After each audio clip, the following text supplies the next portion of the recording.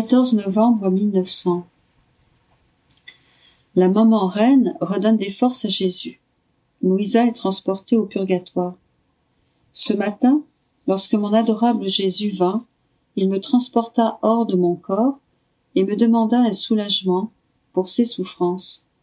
N'ayant rien à lui offrir, je lui dis, mon très doux amour, si la maman reine était ici, elle pourrait te restaurer avec son lait. Quant à moi, je n'ai rien d'autre que mes misères. Pendant ce temps, la très sainte reine vint et immédiatement je lui dis, Jésus éprouve le besoin d'un soulagement. Donne-lui ton très doux lait pour le soulager. Alors, notre très chère maman lui donna son lait et mon bien-aimé Jésus fut totalement refait. Ensuite, il se tourna vers moi et me dit, je me sens rafraîchi. Toi aussi, approche-toi de mes lèvres et bois une portion de ce lait que j'ai reçu de ma mère, afin que nous puissions tous les deux être refaits. Je me suis donc approché. Qui peut décrire la vertu de ce lait qui sortait bouillant de la bouche de Jésus? Il en contenait tellement qu'il semblait être une source inépuisable, de sorte que si tous les hommes avaient bu, cette source n'aurait point diminué. Après cela, nous avons parcouru en partie la terre, et à un certain endroit, il semblait qu'il y avait des gens assis autour d'une petite table. Ils disaient, il y aura une guerre en Europe, et ce qui est le plus douloureux, c'est qu'elle sera produite par des proches. Jésus écoutait, mais il ne dit rien concernant cela. Par conséquent, je ne sais pas avec certitude s'il y aura une guerre, oui ou non, puisque les jugements humains sont versatiles. Ce qu'ils disent un jour, ils le nient le lendemain. Ensuite, Jésus me transporta à l'intérieur d'un jardin dans lequel s'élevait un très grand bâtiment qui ressemblait à un monastère. Il était peuplé par tellement de gens qu'on arrivait difficilement à les compter. À la vue de ces gens, mon adorable Jésus tourna le dos, se serra contre moi, en appuyant sa tête sur mon épaule tout près de mon cou, et me dit à l'oreille, ma bien-aimée, ne me les laisse pas voir, autrement je souffrirai beaucoup. Moi aussi je serrai Jésus contre moi, et en m'approchant d'une de ces âmes, je dis, dis-moi, au moins, qui vous êtes? Elle répondit, nous sommes toutes des âmes du purgatoire, et notre libération est liée à l'exécution de ces pieux legs que nous avons transmis à nos héritiers. Et comme ils ne sont pas acquittés, nous sommes contraintes de rester ici, éloignées de notre Dieu. Quelle souffrance pour nous, car Dieu est pour nous un être nécessaire dont on ne peut se passer. Nous éprouvons une mort continuelle qui nous martyrise de la façon la plus impitoyable. Et si nous ne mourrons pas, c'est parce que nos âmes ne sont pas sujettes à la mort. D'où, âmes souffrantes que nous sommes, en restant privées d'un aide qui est toute notre vie, nous implorons de Dieu qu'il fasse éprouver aux mortels une toute petite partie de nos souffrances en les privant de ce qui est nécessaire au maintien de leur vie corporelle, afin qu'ils apprennent à leurs propres dépens combien il est douloureux d'être privés de ce qui est absolument nécessaire. Après cela, le Seigneur me transporta ailleurs. Moi, en éprouvant de la compassion pour ces âmes du purgatoire, je dis à Jésus, ô mon doux Jésus, comment se fait-il que tu aies détourné ton visage de ces âmes bénies qui soupiraient tant après toi, alors qu'il suffisait que tu te fasses voir pour qu'elles soient libérées de leurs souffrances et qu'elles soient béatifiées?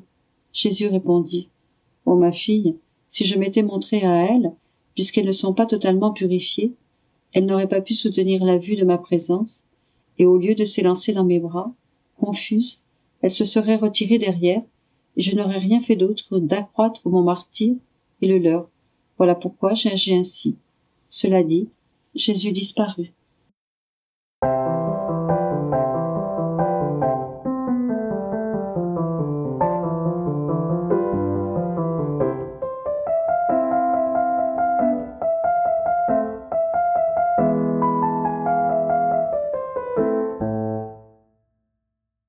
« 14 novembre 1906.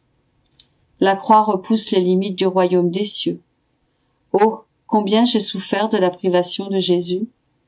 Après une longue attente, il se montra brièvement et me dit, ma fille, au même titre que la parfaite résignation est le signe certain de la prédestination pour le ciel, la croix repousse les limites du royaume des cieux. «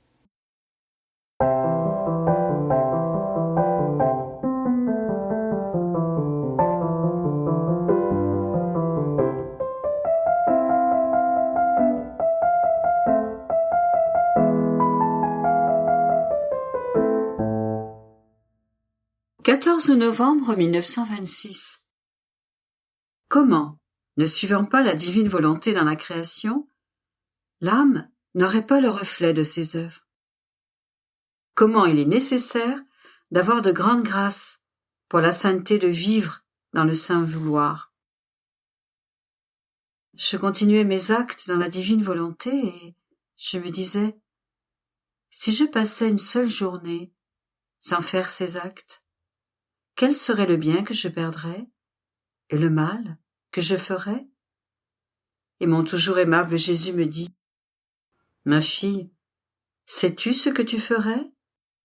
En ne faisant pas tes actes dans ma volonté, il te manquerait le reflet de toute la création.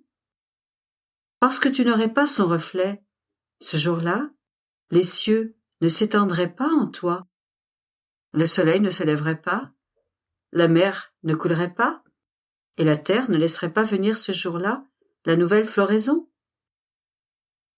Et l'on n'entendrait pas non plus en toi la joie, la musique, le chant des habitants de l'air, la douce symphonie des sphères. Ma volonté ne trouverait pas en toi son écho, et serait par conséquent triste que la petite fille de son vouloir ne lui ait pas rendu un retour d'amour, parce qu'il lui manquait le reflet de son ciel. Elle n'avait pas fait se lever le soleil en retour pour sa lumière éternelle. Elle ne lui avait pas laissé entendre le mouvement de la mer, ni son doux murmure, ni les roulements des habitants muets des vagues. Ma volonté sentirait l'absence de tous ces actes, du reflet de ses œuvres. Elle ne pourrait pas former en toi son écho. Et dans sa tristesse, elle dirait, « Ah, aujourd'hui, ma petite fille ne m'a pas donné un ciel, comme je lui avais donné, ni un soleil, une mer, des fleurs, des chants, de la musique et de la joie, comme je lui avais donné. Ainsi, elle est sortie de ma ressemblance. Ses notes ne se sont pas harmonisées avec les miennes. Je l'ai aimée par de nombreuses manifestations et d'un amour incessant. Elle ne l'a pas fait. Voilà ce que tu ferais. Ma volonté ne tolérerait pas en toi, sa petite fille, le vide de ses œuvres. En entendant cela, je dis, mon Jésus, mon amour, que jamais je ne puisse faire cette peine à ton adorable volonté. Tu m'y aideras, tu me donneras plus de grâce, et je serai plus attentive afin de recevoir ce reflet, cet écho que produit ta sainte volonté dans toute la création, et que je puisse y correspondre avec le mien. Et Jésus reprit la parole et ajouta, tu dois savoir que de grandes grâces sont nécessaires pour former dans l'âme la sainteté de la vie dans ma volonté. Les autres saintetés peuvent être formées avec de petites grâces, parce que ce n'est pas une immense et éternelle volonté qu'elles doivent embrasser et posséder, mais de petites particules des commandements de cette volonté, son ombre. Par contre, dans cette sainteté, les créatures doivent posséder ma volonté comme leur propre vie. Elles doivent former son cortège et faire ses actes comme les leurs propres. Par conséquent, des mères de grâce sont nécessaires pour former cette sainteté. Ma volonté doit se bilocaliser afin d'étendre sa mère dans les profondeurs de l'âme, puis étendre une autre mère d'elle-même afin de recevoir ce qui convient à cette sainteté, sa lumière infinie, son immensité sans frontières.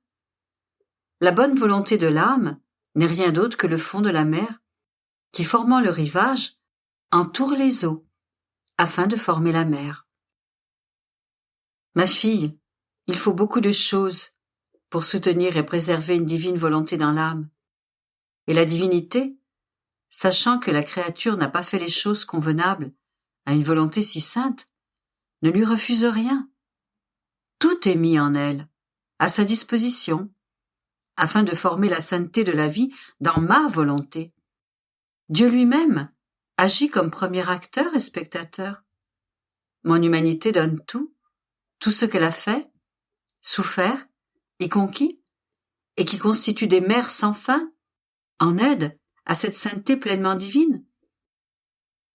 La maman reine elle-même place ces mers de grâce, d'amour et de souffrance à sa disposition pour l'aider, et se sent honorée qu'elle serve la volonté suprême à accomplir la sainteté du fiat éternel dans la créature.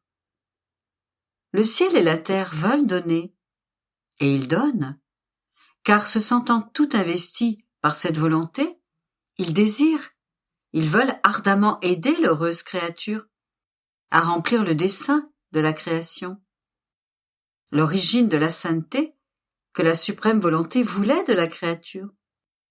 Par conséquent, rien ne manquera de la part de ton Jésus. Mieux encore, puisque c'est mon désir de toujours tant désiré et attendu depuis 6000 ans, voir notre image reproduite dans la créature, notre sainteté imprimée, notre volonté opérante, nos œuvres encloses en elle, et notre fiat accompli.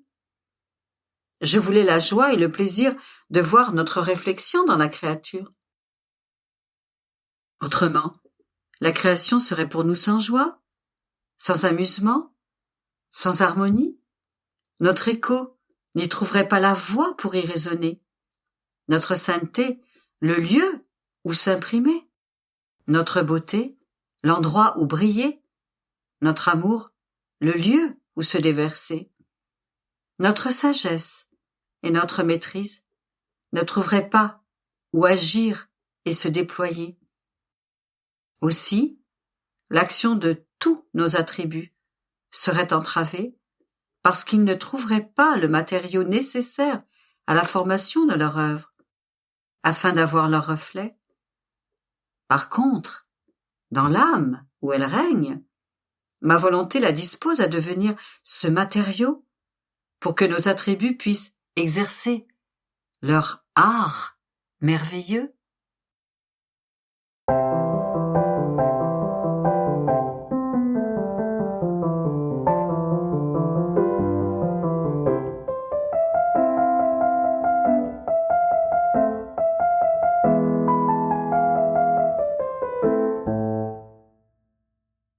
« 14 novembre 1928. Comment la créature possède l'unité humaine et comment celle qui vit dans la divine volonté possède l'unité divine. Celle qui fait la divine volonté devient mère.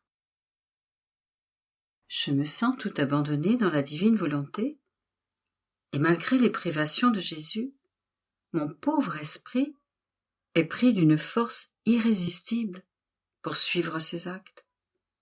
Je crois que c'est la divine volonté elle-même qui, ayant subjugué la mienne, poursuit sa course en appelant tous ses actes, comme si elle était en train de les faire.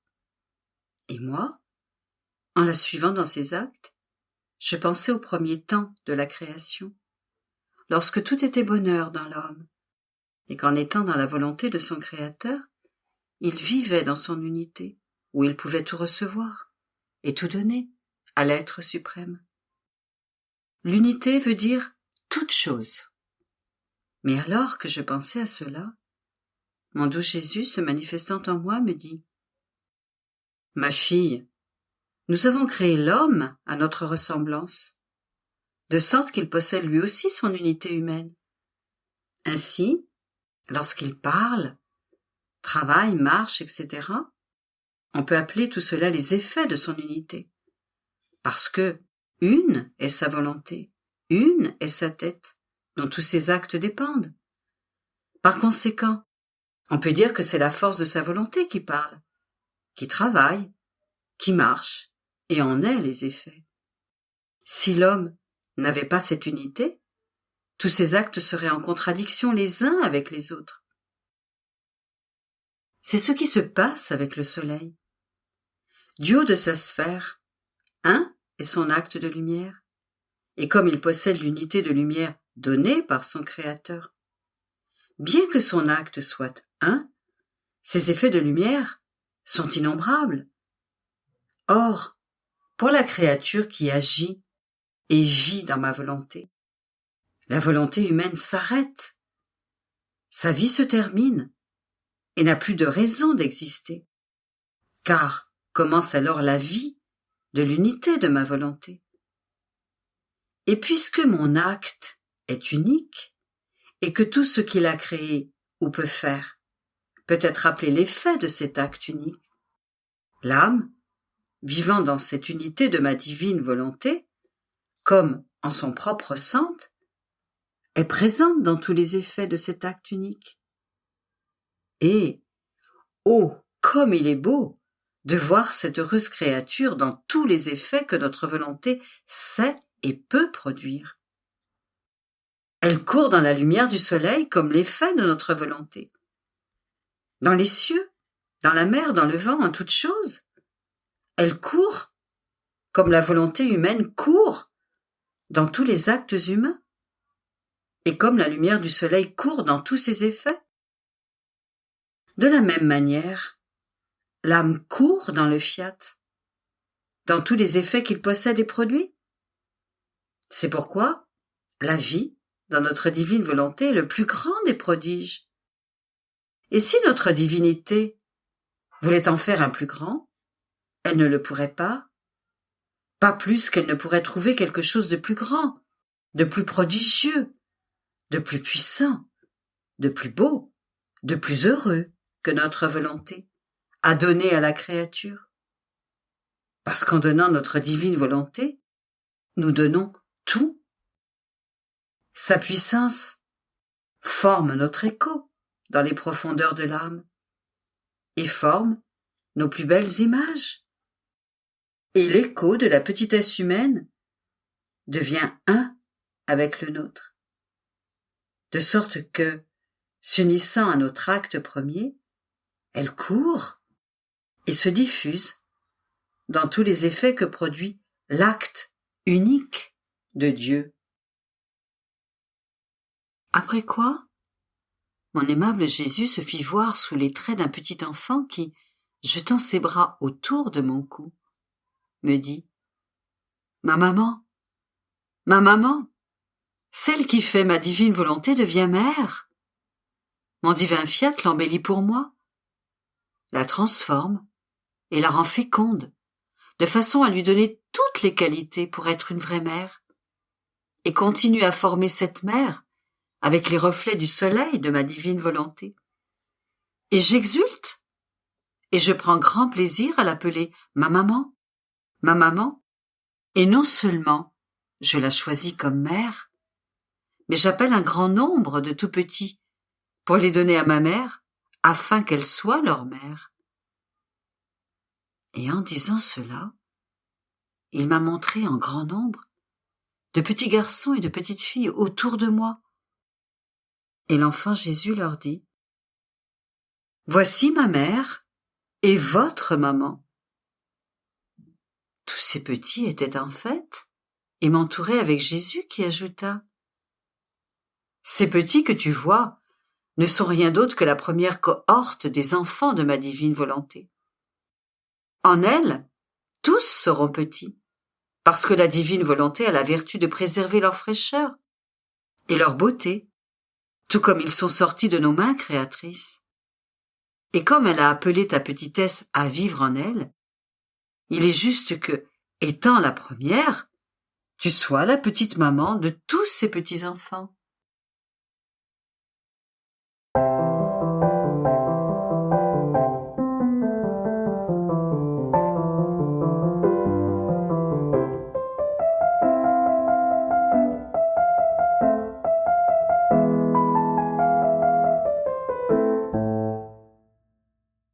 « 14 novembre 1929.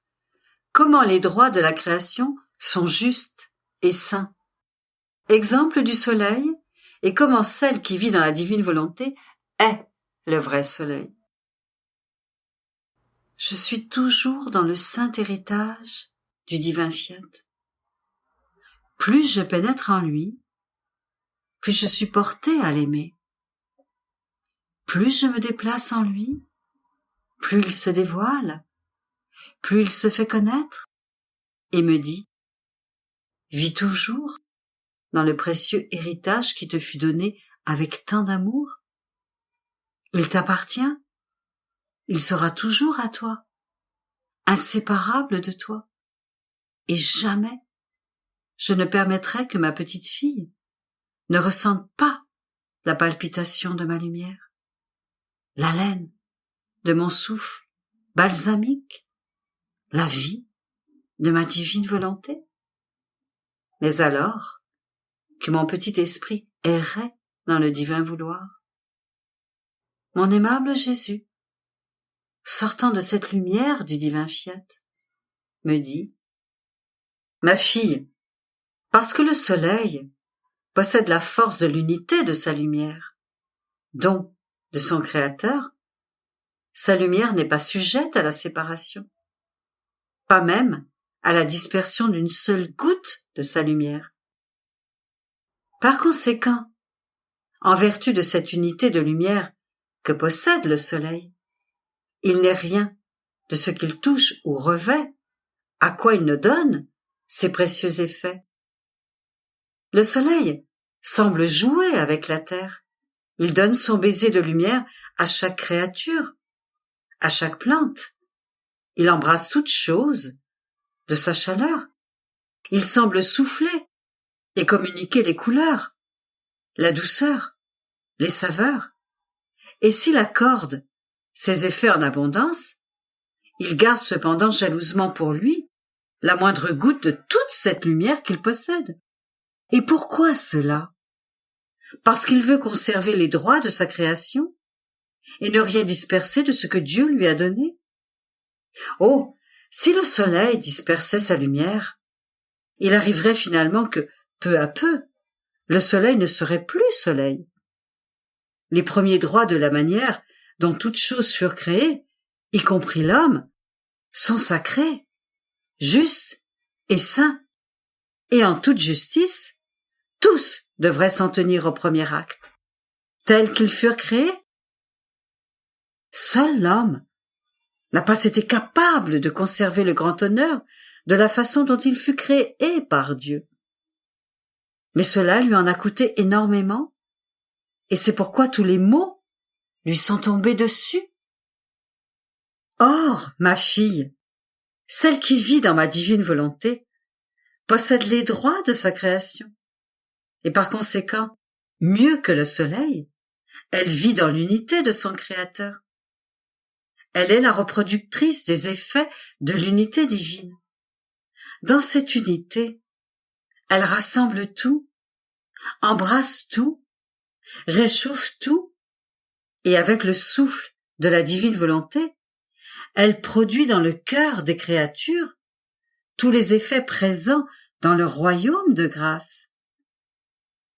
Et mieux que le soleil, lorsqu'elle joue en touchant toute chose, par son toucher, elle donne la sainteté, la vertu, l'amour, la douceur divine. Elle voudrait tout enfermer dans l'unité de son Créateur. Mais si elle veut tout donner, jalouse, elle conserve pour elle les droits de sa création, c'est-à-dire la volonté de son Créateur comme son premier acte et l'origine de sa création. Et elle dit à tous, « Je ne peux pas descendre de l'intérieur du divin fiat, et je ne veux pas non plus en perdre une seule goutte, car je perdrai alors mes droits, et c'est une chose que je ne veux pas faire. C'est plutôt à vous de venir, et la volonté de tous sera une. Nous vivrons tous ainsi une vie commune. Mais tant que vous resterez en bas, au niveau de la volonté humaine, comme le soleil, je vous donnerai les effets de la divine volonté. Cependant, sa vie sera toujours mienne, et je prierai en vous attendant dans la volonté de notre Créateur. L'âme qui vit dans ma volonté est le vrai soleil, en qui apparemment on ne voit rien d'autre que de la lumière, et on ne sent rien d'autre que de la chaleur. Mais que de bien n'y a-t-il pas à l'intérieur en plus de la lumière et de la chaleur? Combien d'effets! La vie et les biens de la terre sont contenus dans la lumière et la chaleur. De la même manière, avec celle qui vit dans mon divin fiat, on ne voit en apparence qu'une créature, mais à l'intérieur se trouve une divine volonté qui soutient tout, le ciel et la terre, et qui ne veut pas laisser inactive celle qui possède un si grand bien.